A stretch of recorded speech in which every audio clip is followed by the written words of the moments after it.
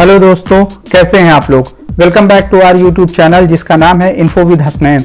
दोस्तों, आज की इस वीडियो में हम बात करने वाले हैं एनआईटी सिलचर की नॉन टीचिंग में जो वैकेंसी आई है उसका डिटेल मैं आप लोगों को आज की इस वीडियो में दूंगा। दोस्तों इस वीडियो को आप लोग शुरू से आखिर तक पूरा देखिएगा, क्योंकि आज का ये वीडियो आप लोगों के लिए बहुत ही इंपॉर्टेंट है। अगर आप 12th पास है, ग्रेजुएशन आपका कंप्लीट है या पोस्ट ग्रेजुएशन कंप्लीट है, तो आप इस वैकेंसी के लिए अप्लाई कर सकते हैं। तो दोस्तों, अगर अभी तक आप लोगों ने हमारे इस यूट्यूब चैनल को सब्सक्राइब नहीं किया है तो चैनल को सब्सक्राइब कर दीजिए, वीडियो को लाइक कर दीजिए और इस वीडियो को पूरा देखें। दोस्तों, एनआईटी सिलचर की वैकेंसी की डिटेल देखने के लिए हमें जाना होगा अपनी वेबसाइट पर जिसका नाम है ओनली सरकारी भर्ती।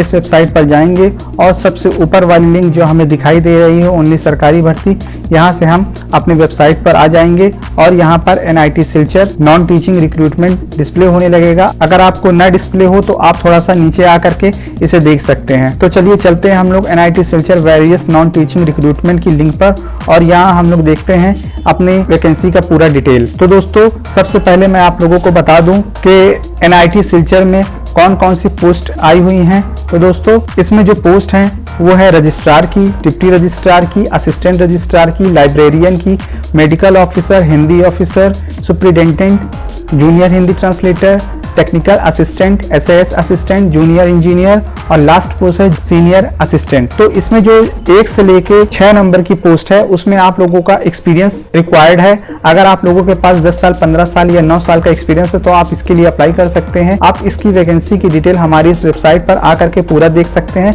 लेकिन मैं आपको थोड़ा बहुत इस वैकेंसी के बारे में बता देता हूँ। उसके बाद 7 नंबर की वैकेंसी जो कि सुपरिटेंडेंट की है और junior Hindi translator, technical assistant, SAS assistant, junior engineer, senior assistant की है। इसकी डिटेल मैं आपको पूरी बताऊंगा, क्योंकि दोस्तों इसमें कोई भी एक्सपीरियंस रिक्वायर्ड नहीं है। अगर आप फ्रेशर्स हैं तो सुपरिटेंडेंट से लेकर के सीनियर असिस्टेंट तक की पोस्ट के लिए आप अप्लाई कर सकते हैं, जो कि बिल्कुल फ्री ऑफ कॉस्ट है। इसको आप लोग अप्लाई करना है ऑनलाइन और इसको मेल करना है। उसका प्रोसेस मैं आने वाले वीडियो में आप लोगों को बता दूंगा। तो शॉर्ट में हम लोग पहले एक्सपीरियंस वाली वैकेंसी का डिटेल देख लेते हैं दोस्तों। तो दोस्तों, सबसे पहली वैकेंसी है रजिस्ट्रार की, जिसमें मास्टर डिग्री 55% से कंप्लीट होना चाहिए और इसमें 15 साल का एक्सपीरियंस मांगा है। इसके बाद हम लोग दूसरी वैकेंसी देख लेते हैं जो कि है डिप्टी रजिस्ट्रार की। तो दोस्तों, इसमें जो है 9 साल का असिस्टेंट प्रोफेसर का एक्सपीरियंस मांगा हुआ है और इसमें आप लोगों का मास्टर डिग्री 55% से कंप्लीट होना चाहिए। उसके बाद दोस्तों तीसरी वैकेंसी की बात करें जो है कि असिस्टेंट रजिस्ट्रार की। इसमें जो रिक्वायर्ड क्वालिफिकेशन है दोस्तों वो है मास्टर डिग्री 55% के साथ आप लोगों का होना चाहिए। इसमें आप लोगों के पास ई ऑफिस सिस्टम में एक्सपीरियंस रिक्वायर्ड है।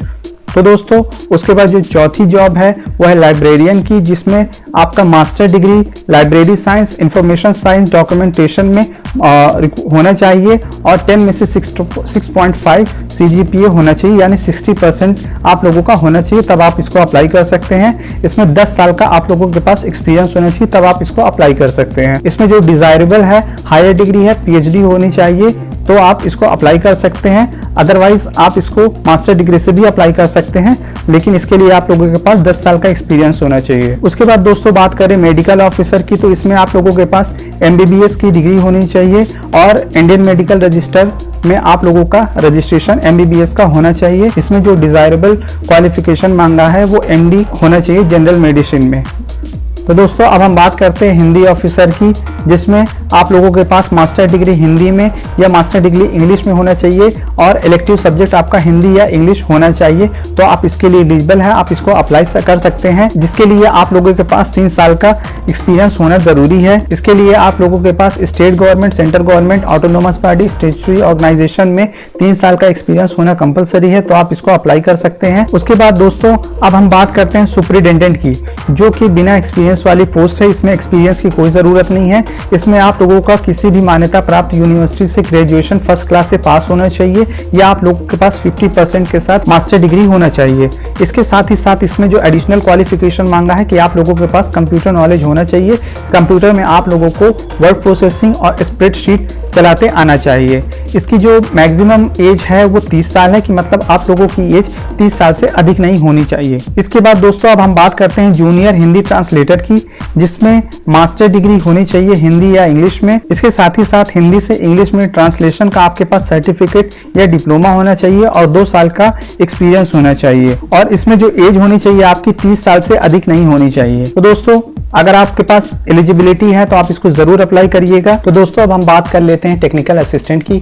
इसमें आप लोगों के पास बीई बीटेक इंजीनियरिंग डिग्री होनी चाहिए जो कि किसी भी ब्रांच या किसी भी ट्रेड से हो सकती है। आप लोगों का एमसीए कंप्लीट होना चाहिए और इसमें आप लोगों का ग्रेड सिस्टम या परसेंटेज सिस्टम में फर्स्ट क्लास से पास होना चाहिए, या आप लोगों के पास डिप्लोमा इन इंजीनियरिंग होना चाहिए रिलेवेंट फील्ड में, और आप लोगों का एकेडमिक रिकॉर्ड जो है वो बहुत अच्छा होना चाहिए और आप लोगों का फर्स्ट क्लास से पास होना चाहिए, या आप लोगों के पास बैचलर डिग्री इन साइंस होनी चाहिए यानी बीएससी कंप्लीट होना चाहिए किसी भी मान्यता प्राप्त यूनिवर्सिटी से और फर्स्ट क्लास से पास होना चाहिए, या आप लोगों के पास मास्टर डिग्री होना चाहिए जो कि साइंस में होना चाहिए यानी एमएससी कंप्लीट होना चाहिए और 50% मार्क्स होना चाहिए, और इसकी जो एज है वो 30 साल से अधिक नहीं होना चाहिए। तो दोस्तों अगर आप लोगों के पास एक्सपीरियंस भी नहीं है तो आप इसको अप्लाई कर सकते हैं। अब इसके बाद हम अगली वैकेंसी की बात करें एसएएस असिस्टेंट जूनियर इंजीनियर की। तो एसएएस असिस्टेंट के लिए आप लोगों के एसेंशियल क्वालिफिकेशन होना चाहिए कि फिजिकल एजुकेशन में आप लोगों के पास बैचलर डिग्री होना चाहिए वो भी फर्स्ट क्लास पास की, और आप लोगों का sport, drama, music, films, printing, photography, journalism में अच्छा रिकॉर्ड होना चाहिए। और इसमें एक्सपीरियंस की कोई ज़रूरत नहीं है, आप लोग इसको बिना एक्सपीरियंस के भी अप्लाई कर सकते हैं और इसकी मैक्सिमम एज जो है 30 साल से अधिक एज नहीं होनी चाहिए। जूनियर इंजीनियर की बात करें तो दोस्तों आप लोगों का बीई बीटेक सिविल या इलेक्ट्रिकल से होना चाहिए और फर्स्ट क्लास से पास होना चाहिए, या आप लोगों के पास डिप्लोमा इन सिविल या डिप्लोमा इन इलेक्ट्रिकल इंजीनियरिंग होना चाहिए और फर्स्ट क्लास से पास होना चाहिए और एकेडमिक रिकॉर्ड आप लोगों का अच्छा होना चाहिए, तब आप इसके लिए एलिजिबल हैं और अप्लाई कर सकते हैं। इसकी भी एज दोस्तों 30 साल से अधिक नहीं होना चाहिए, अगर 30 साल से अधिक है तो आप अप्लाई नहीं कर सकते, 30 साल से कम एज होनी चाहिए। इसके बाद दोस्तों अब हम बात करते हैं सीनियर असिस्टेंट की। इसके लिए एसेंशियल क्वालिफिकेशन होनी चाहिए आप लोगों के पास 12th पास, और आप लोगों की कंप्यूटर में टाइपिंग स्पीड 35 वर्ड पर मिनट होनी चाहिए, और आप लोगों को कंप्यूटर में एफिशिएंट नॉलेज होना चाहिए वर्ड प्रोसेसिंग में और स्प्रेडशीट में यानी एक्सेल में।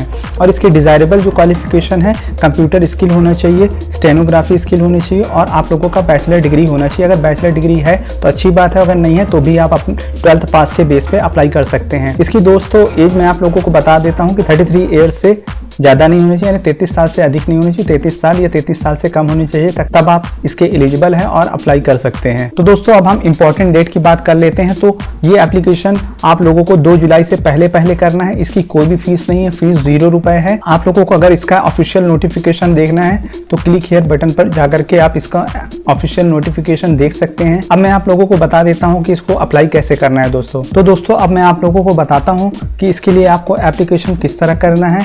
एप्लीकेशन करने के लिए आप लोगों को जाना होगा इसकी ऑफिशियल साइट पर, जहां से आप लोगों को ऑनलाइन आवेदन करना है। तो यहाँ अप्लाई ऑनलाइन पर क्लिक करिएगा तो इस तरह का विंडो खुल करके आपके सामने आ जाएगी। इसके बिल्कुल नीचे आप जो जाएंगे तो यहाँ क्लिक हेयर फॉर रजिस्ट्रेशन, यहाँ से जाकर के आप लोगों को अपना पूरा रजिस्ट्रेशन करना है।